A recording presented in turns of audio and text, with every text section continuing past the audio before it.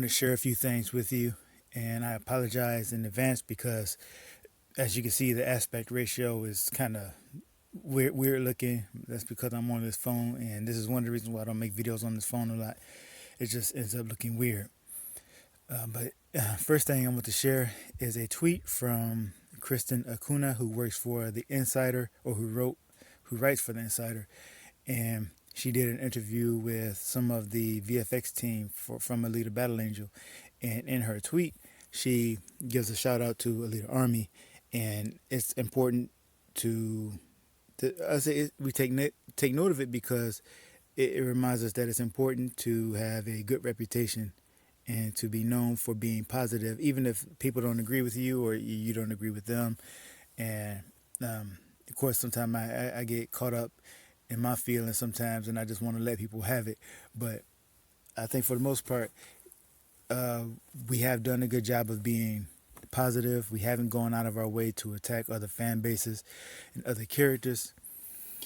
Uh, and that's what we're going to have to do if we want to get these connections made. If we want to be able to reach people who work at Lightstorm and Troublemaker, and to get their attention and to have them say, okay, we'll hear what these people have to say, and maybe possibly we'll give them what they want. We need to be a good example of a positive and passionate fan base. And so let's just get to the article that she wrote.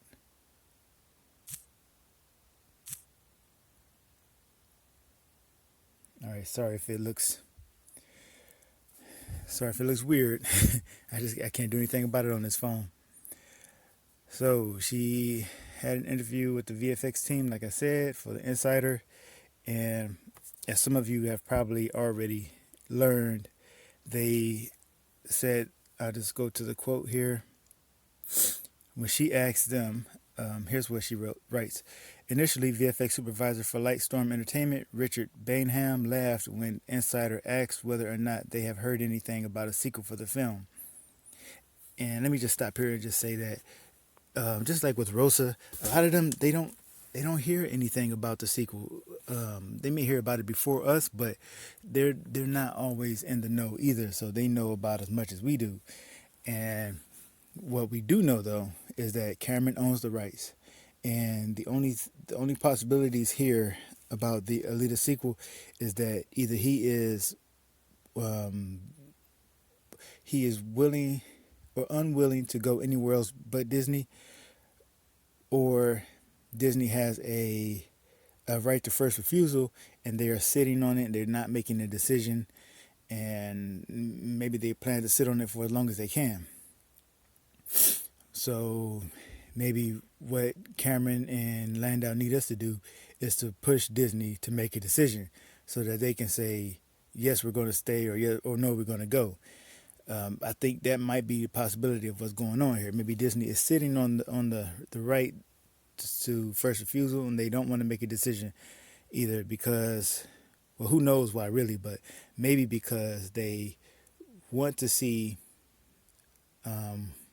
what they have down the line, and maybe they feel like maybe we might need a leader, so we'll just hold on to it. We'll make a decision a couple years later, or maybe they're thinking that we're going to hold on to this because we know it's going to blow up, and we don't want Cameron to have that. So, oh man, I forgot to turn off the screensaver. But anyway, let's keep reading here. Here's what he answers. Here's what Bainham answers. We'll say what we did to the last person who said that to us. Please go tell them on the lot to go.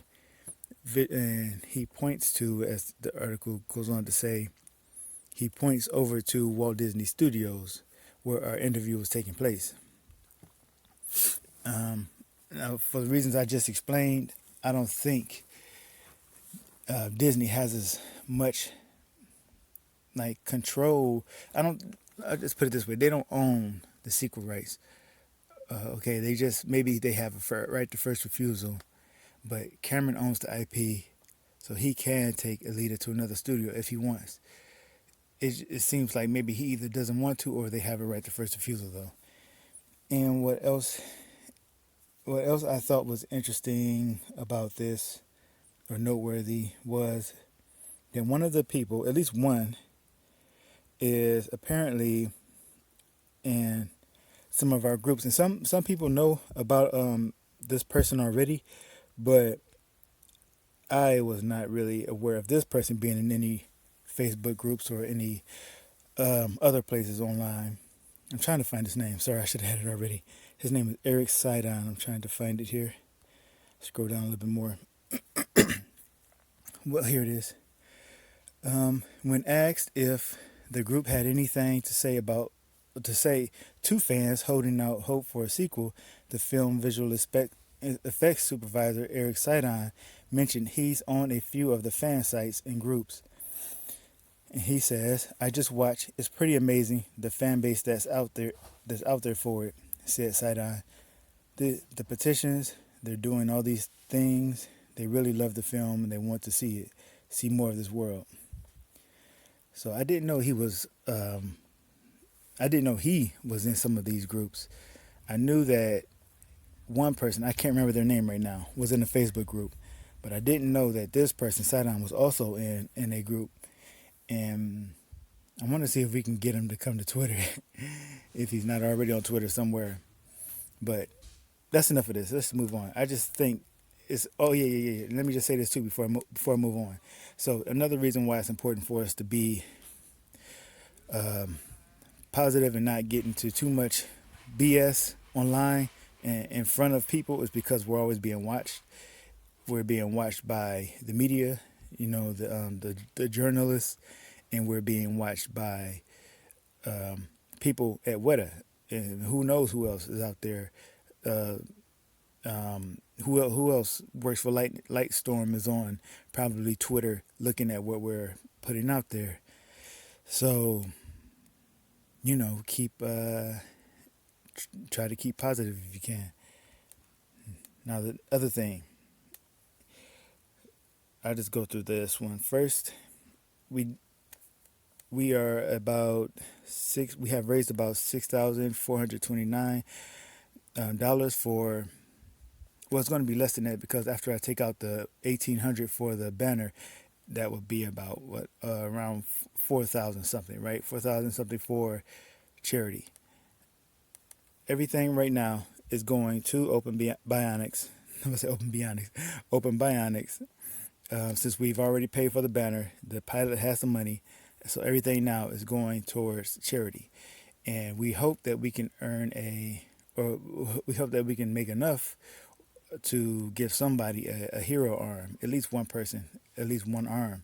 So share the petition, not petition. I'm sorry. Share the link to the fund, and wherever you can, share it to family, share it to whoever else, because we need as many people as possible to chip in, because it's not cheap. Even though they say they make affordable arms, it's relatively affordable. So please share it. Now, the other thing is we have another. This is probably the biggest news. Maybe I should have started here first. We have another postcard campaign starting, and I'll just read what I wrote here. We're going to hashtag it Alita anniversary. I may use also love Alita as well. Hashtag love Alita. So you could say something like, "This is why I hashtag love Alita. This Alita anniversary," stuff like that. But here's what I wrote. Many of you might remember the celebration and postcard event that we had for Alita Day, aka Alita Appreciation Day, September 9.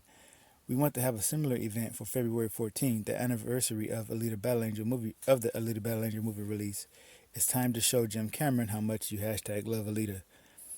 And this is once again an idea from Eddie McTrigger.